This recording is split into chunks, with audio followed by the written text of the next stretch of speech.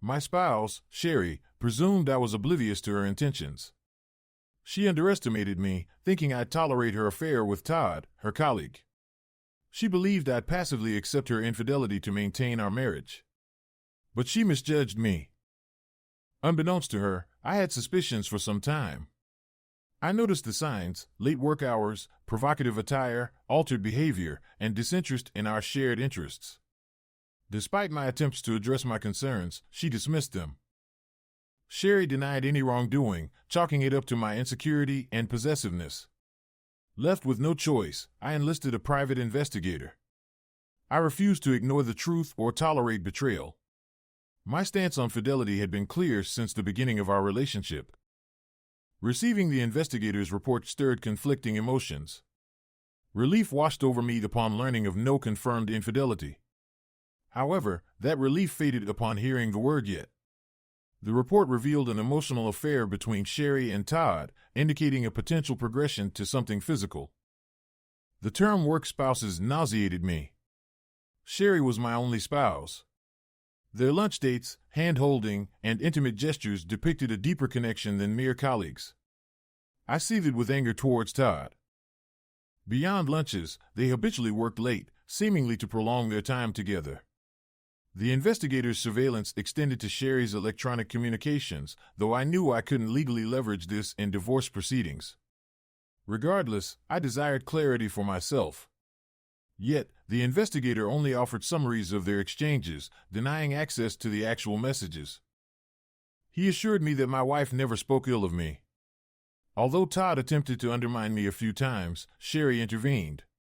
I suppose it could have been worse. The emails and texts confirmed their romantic involvement, though neither had confessed love. Their discussions were highly sexual, verging on sexting.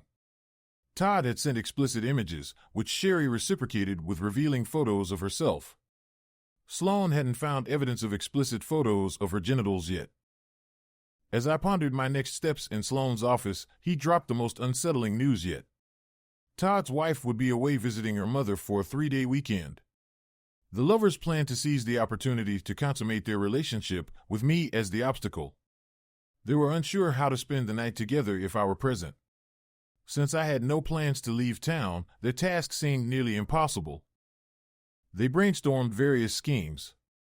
One idea was to fabricate a girls-only trip for Sherry, fearing I might uncover the truth from one of her friends. However, they dismissed this due to reluctance to involve others. Another plan involved persuading me to go out of town, but my lack of interest in a golf trip vetoed that option. Finally, they settled on a direct, albeit audacious approach: honesty. Todd believed I was susceptible to being a cuckold, willing to endure Sherry's affair to maintain our relationship. He convinced her that confessing their plans would sway me to accept her infidelity, believing it would enhance our intimacy. It astonished me that Sherry fell for his manipulation, suggesting a lapse in her judgment or stability. With that, Sloan concluded their evidence.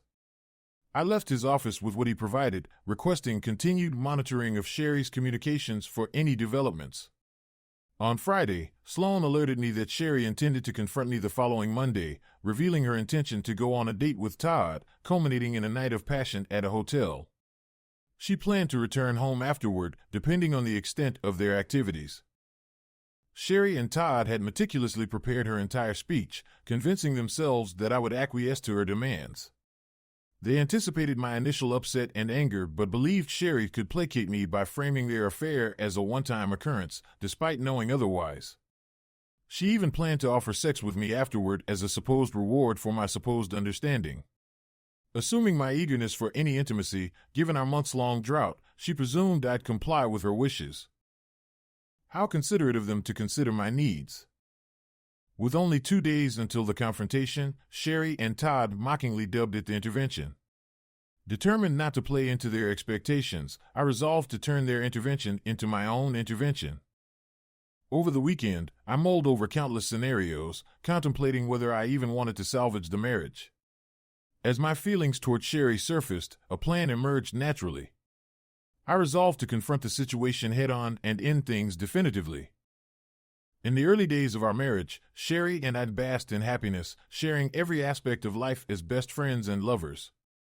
But over time, that bond seemed to erode. Perhaps this was the natural course of relationships, nothing lasts forever. I questioned whether my romanticized view of marriage as a lifelong partnership was outdated. Maybe if our previous marriages failed, the fault didn't lie with us, but with the institution itself. In a world of fleeting attention spans and constant change, sustaining passion and connection seemed increasingly challenging. Maybe marriage, like outdated technologies, had become obsolete. Briefly, I entertained the thought of letting Sherry be with Todd, but I quickly rejected it. I refused to be cuckolded. Even if I no longer desired her, I wouldn't let Todd claim her without a fight. My resolve strengthened when Sherry called me after lunch on Monday. "Hey, Sherry," I greeted her. "Is everything okay? You never call me at work anymore. I hope nothing's wrong." "Hi, honey," she replied. The term of endearment made me wonder if she used it with Todd too. "Nothing's wrong. I just need to talk to you about something really important, so I need you to be home on time today." "Sure, I should be home by 5:15 or so. Will that work?" I offered, eager to end the call and prepare for what lay ahead. "Big news?" "Like what?" Sherry probed for details. "I'll tell you tonight," I responded, ending the call abruptly. "I hate to run, but I'm in the middle of my monthly report. I need to get it done so that I can leave on time. See you at home." After notifying my boss of my early departure, I settled at the kitchen table, nerves mingling with anger as I awaited Sherry's return. At 5:27, I heard the garage door, bracing myself for the confrontation. Relief washed over me as she entered alone, dropping her belongings on the counter. "Hi, honey," I greeted her, maintaining a facade of calm. "Welcome home. Do you need some time before we talk, or do you want to jump right in?" Her surprise at my immediate readiness to discuss caught her off guard, but I refused to cede control. Pouring us both wine, I pressed on, determined to disrupt her rehearsed plans. "I'd like to go first with my news if that's okay with you." "Do you mind?" I asserted. No, that's fine," she replied tentatively. "Good. Would you care for a glass of wine?" I asked, pouring without waiting for a response. "Yeah, that would be great," she acquiesced, taking a large gulp as I refilled her glass. "So, this is something that I've given a lot of thought," I began, deliberately building tension. "I'm not going to beat around the bush. There's no sense in dragging it out." "What is it?" she inquired, leaning forward with intensity. "I want a divorce," I stated bluntly, allowing the weight of my words to sink in. Sherry's expression shifted rapidly, from confusion to shock, then fear and concern, perhaps worrying that I had discovered her affair with Todd. "Why?" she asked, her fear palpable. "I don't love you anymore," I confessed, watching as my words pierced her like a knife. "You what?" Her voice wavered, struggling to comprehend. "I fell out of love with you, Sherry." "I don't remember exactly when it happened," I lied, knowing the exact moment. "It's been a long time coming. I tried to ignore it, but lately, it's been impossible," I continued, seeing the pain etched across her face. "What are you talking about?" Her voice trembled, on the brink of tears. I was surprised by her reaction. "Do you remember when we first got married?" I prompted, nostalgia lacing my tone. "Remember how inseparable we were? We did everything together, from mundane errands to cherished hobbies." She nodded, her eyes glistening with emotion. "We made time for each other, relishing every moment," I reminisced. "We shared hobbies, like those pottery classes and painting Christmas village buildings. It wasn't about the activity, it was about being together, sharing experiences." "I thought you hated pottery," Sherry interjected, her tone defensive. "It wasn't about the pottery, it was about you," I clarified. "We spent countless hours on those projects, united in our love." "Our love hasn't faded," she interjected. Ignoring her rebuttal, I continued, "We used to take long walks, hand in hand, and tackle mundane tasks as a team. But somewhere along the way, things changed." "Yeah, but you were always distant during shopping trips," she countered. "You'd be on your phone the whole time." I wasn't there for the clothes. I was there for you, I explained. I didn't care what you picked. I thought you were beautiful in everything. She fell silent, realizing the depth of my disillusionment. We talked about neighborhood gatherings, but you never wanted to go, I reminded her gently, prompting her to recall her reasons. Sherry brushed away a tear from her cheek. Yes, I remember. You said you'd rather be with me than hang out with a bunch of hens, I reminded her. Many nights, we cuddled under a blanket and watched You've Got Mail. I love that movie, Sherry admitted, struggling to contain her emotions. We must have watched it at least 100 times, I said, refilling her wine glass once more. I still want to watch it with you, Sherry exclaimed. I don't want a divorce. I thought we'd grow old together, taking cooking lessons, dancing, or simply reading in bed, I lamented. But we've drifted apart, Sherry. I don't know exactly when it started, I confessed, locking eyes with my wife. Our lunches together became less frequent, and eventually, we stopped altogether. That decision had been Sherry's doing, though she claimed it was due to work pressures. In truth, she was spending those lunches with someone else. Then, we began working later, prioritizing other things over our time together, I continued, avoiding placing blame directly on Sherry to prevent an argument. Why didn't you tell me? Sherry asked, her voice tinged with regret. I would have made an effort if I'd known. You're right, I agreed, though I had raised the issue numerous times before. Perhaps I failed to communicate how important it was to me. I wish I had understood why you didn't prioritize our time together. I was careful to frame the conversation in a way that didn't immediately confront Sherry about her affair with Todd. Bringing it up now would only lead to conflict and defensiveness. I wanted her to reflect on our relationship before revealing what I knew. Gradually, we drifted apart, pursuing our own interests, I observed sadly. You had your girls' nights, I had poker nights. We barely had meaningful conversations anymore. Our sex life began to suffer too, I confessed, recounting the decline. We used to be insatiable, couldn't keep our hands off each other. But lately, we've lost that spark. I didn't think you were interested in sex anymore, Sherry countered defensively, shifting blame. Oh, no, I chuckled bitterly, knowing my next words would sting. I've never lost interest in sex. I just lost interest in having sex with you. What? Sherry's voice cracked in disbelief. You didn't want to have sex with me? I lost interest, I reiterated bluntly, not mincing words. It felt like you weren't fully present, like you were going through the motions. It became routine, boring. You're lying. Sherry protested. You came inside me. No, remember? You insisted on condoms, I reminded her. You never checked if I actually came. I faked it to get it over with. You what? Her voice rose in shock and humiliation. Sorry, Sherry, I said, driving the point home. It's not you, it's me. She stared at me, her emotions swirling. Are you cheating on me? Have you fallen in love with someone else? She demanded, her tone turning accusatory. Sherry, you know my stance on infidelity, I rebuffed firmly. I made vows to you, and I take them seriously. I'm sorry, she apologized, her guilt evident. You're right. I know you wouldn't do that. Her shaky hands betrayed her remorse as she avoided my gaze, struggling to come to terms with the harsh truths revealed. We're waiting until we finalize the divorce to be intimate, I stated, heavily implying the existence of a new relationship. And that brings me to my big news. I've already consulted a lawyer and arranged for the paperwork. You'll be served on Friday. What? Wait, no. Sherry's panic was palpable. You'll receive the divorce papers on Friday, I reiterated, struggling to contain my satisfaction. It's for the best. We can both move forward and reclaim our independence. Admit it, the last decade hasn't been fulfilling for either of us. They weren't wasted years for me.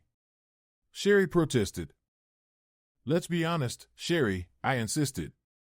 Our marriage isn't what either of us wants. We're not compatible anymore. That's not true.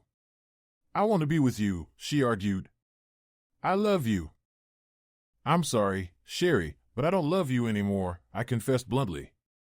In a no-fault divorce state, we can divide everything equally. We'll need to sort out our finances and sell the house. Wait. Slow down. Sherry pleaded through tears. I don't know what to do. Don't worry, I've packed my things, I reassured her. I'll stay in a hotel until I find a new place.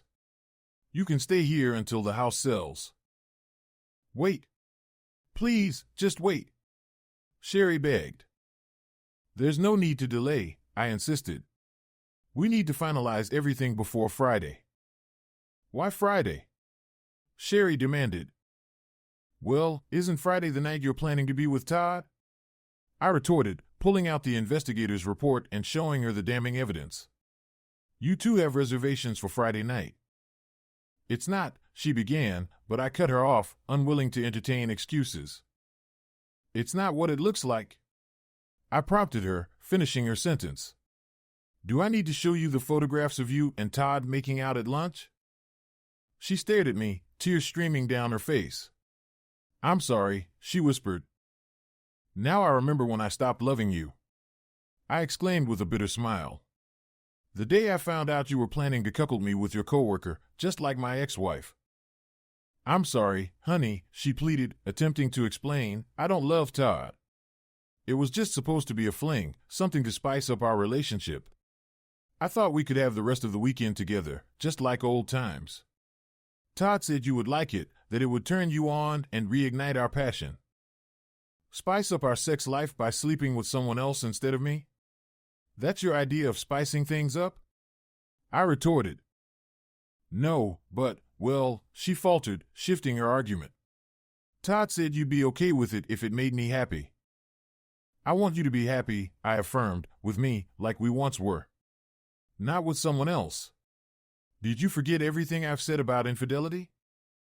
I did, but, she struggled, searching for justification. This wouldn't be cheating. You would have given me permission. Not in a million years, I replied firmly. I know that now. I should have known all along. I don't know what I was thinking. I guess I was just bored and lonely. Todd made me feel alive again. Bored and lonely? How could you be bored and lonely when we were happily in love and enjoying each other's company? I don't know, but she tried to explain. Did you ever stop to think that you were bored and lonely because you pushed me away? You stopped having lunch with me, stopped spending time with me. You chose to be with him instead of me. You created the conditions for him to fill the void. I don't think I did that, she murmured, shaking her head. No, I can't believe I would do that. I thought you stopped coming to lunch. Because you told me to. I reminded her. You said you were too busy. And when I showed up anyway, you didn't even bother to come down and tell me you couldn't make it. You texted me to go on without you. And you never even noticed when I stopped coming. Sherry looked down, crestfallen. I didn't. You were so caught up in your own world that you didn't see you were losing me, I continued. Now you can have him. I don't want him, she protested, looking up at me. I want you. I want us. I'm sorry. I messed up. I gave up on us. It's too late, I declared, shaking my head. You can't mean that. I haven't cheated on you. We haven't done anything. I won't see him again. I swear it. I'll quit my job. I'll go to work someplace else. Please, I don't want to lose you. I still love you. You cheated on me in every way a wife can, except one. But that's the most important one. We didn't have sex. I was stupid. I was infatuated with Todd. I didn't love him. I only ever loved you. I don't know what I was thinking. I would have gotten over him and come back to you once I got it out of my system. But it's over now. I see it now. I know. It was stupid. I was stupid. Todd doesn't mean anything to me. Please, baby, please. Don't leave me. It isn't that easy, Sherry. Why can't it be? I fucked up. I did. But you stopped me before I went too far. You already went too far, I disagreed. Having sex would have only sealed the deal. I didn't do anything. We were only friends, she exclaimed. You were supposed to be more than just friends with me, I countered. I have plenty of female friends. I don't kiss them. I never replaced you with them, and I never once plotted to betray you and coerce you into accepting it. Sherry lowered her head into her hands, sobbing openly. I'll never neglect you or take you for granted again. I swear it. Please, can't we treat this as a big mistake? Can't you forgive me and give me another chance? This isn't Monopoly where you can get a get-out-of-jail-free card, I told her firmly. You didn't just make a big mistake. You betrayed our love and gave your heart to another man. No, he never had my heart. My heart was always yours. And you were ready to give him your body. But I didn't. You stopped me. Don't you love me enough to fight for me? Do I mean that little to you? You meant everything to me. I would have fought anyone for you. I would have died for you. But now, I wouldn't even piss on you if you were on fire. Sherry let out a shrieking wail. She grabbed my hands and tried to pull me to her. No, please. You can't mean that. I'm so sorry. I'm so sorry.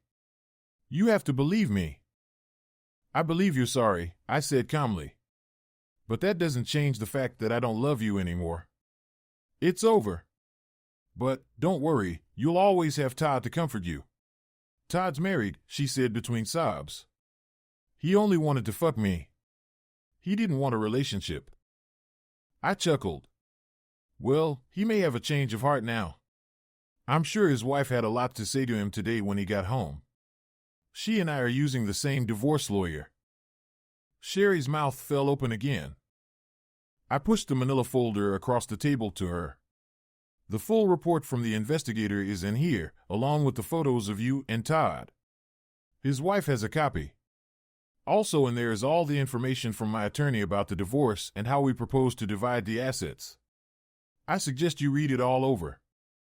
No, baby, please, she begged, don't do this.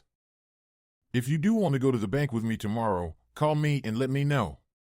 I got up from the table and walked out of the house to the sound of my wife crying.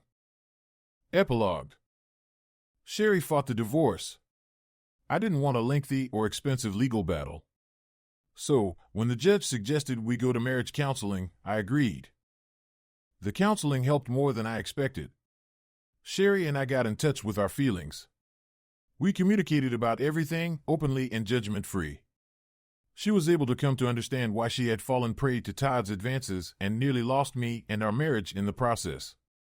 I was able to explain my pain and the humiliation she caused me. The counselor was proud of the progress we made. After a few sessions, I moved back into the house. We had hot makeup sex several times. Sherry was very willing to do anything I wanted sexually, from swallowing when she blew me, to anal sex to even offering to bring one of her girlfriends into our bed for a two-girl threesome. I never took her up on the offer. Sometimes, it's the thought that counts. After a year, we were back to the loving couple we had been when we first got married. Sherry had changed jobs and now worked at my company. We rode to and from work together and had lunch together every day. We didn't do it because we felt obligated or controlled. We did it because we wanted to be together. In fact, we did almost everything together. We broke out the little Christmas village and finished off painting two of the pieces we had abandoned years before. We signed up for another pottery class and enrolled in ballroom dancing. I even found the box with all of the colored pens. Much to my surprise, they hadn't dried up after all. One evening, as we cuddled under a blanket, eating popcorn and watching You've Got Mail, Sherry kissed me and said, "Thank you for giving me a second chance." I smiled at my loving wife and told her, "That's what you do when you love someone." She bit her lip, then spoke up. "Honey, I do have something important I need to talk to you about, though." I could see tears welling up in her eyes. I felt my heart skip a beat and panic start to set in. Before I could say anything, Sherry continued, "I'm pregnant." You're going to be a daddy. I smiled and wiped the tears from her cheek, saying with my best Tom Hanks impression, "Don't cry, shop girl." Okay. So, I'm a sucker for a happy ending. Sue me.